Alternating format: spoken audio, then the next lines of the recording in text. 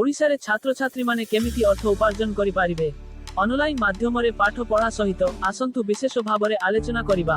नमस्कार मित्र माने मु हेउछि ओडिया स्टूडेंट प्रथम थर आम चैनल को आसीथिले सब्सक्राइब करि दियंतु। आपनकु अर्थ दरकार हेउछि आपण छात्र अटंती एवं ऑनलाइन किंबा ऑफलाइन भाबरे टंका अर्जन करिबाकु चाहुछंती।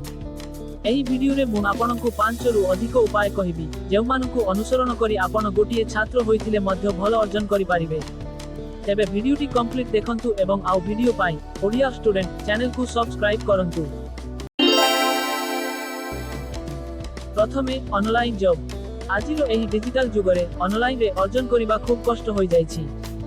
एठी अनेक सहजरे आसुथिबा जॉब अछि जेपरि कि फ्रीलांसिंग, लेखा, design, web development, teaching, Vedantu, chat, Unacademy रे अन्य छात्र माननकु पढ़ेई टंका कमांतु। ब्लॉगिंग एवं कंटेंट राइटिंग निजर आसीछि लेखन कौशल थिले एहा ट्राई करंतु। यूट्यूब एवं सोशल मीडिया एक निजर यूट्यूब चैनल खोली अर्जन करंतु। एहा परे part time jobs.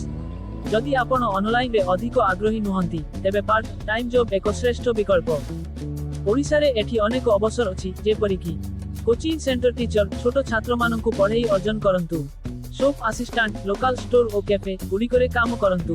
Delivery jobs, Zomato, Swiggy एही ऐप द्वारा मासकु 10,000 रु अधिक अर्जन करंती केते लोक। एही समस्त जॉब एक पाखापाखी मासिक आय निश्चित करि पारे। एहा व्यतीत आउ एक माध्यम निजर व्यवसाय। जदि आपण निजर बिजनेस आरंभ करिबाकु चाहुछंती तेबे एहार उपाय अछि। टिफिन सर्विस, छात्र माननक पई खाद्य प्रस्तुत करि बिक्री करंतु। ऑनलाइन स्टोर, मेस, अमेज़न सेलर रे छोट जिनिस बिक्री करि टंका कमांतु। Handmade craft and art. जदि आपण ड्राइंग किंबा हैंडमेड जिनिस बनांती एहाकु एबे इंस्टाग्राम ओ एट्सी रे बिक्री करंतु। एही धरणर व्यवसाय द्वारा आपण निजर बिजनेस गढ़ी पारिबे एवं आगकु निजकु एक उत्तम व्यवसायी बनाई पारिबे। ताहाले मित्र माने एही 5 रु अधिक उपाय आपनकु केमिति लागिला?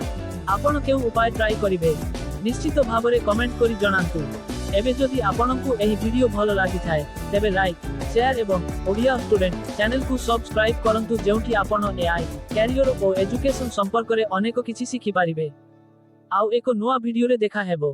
धन्यवाद। जय जगन्नाथ।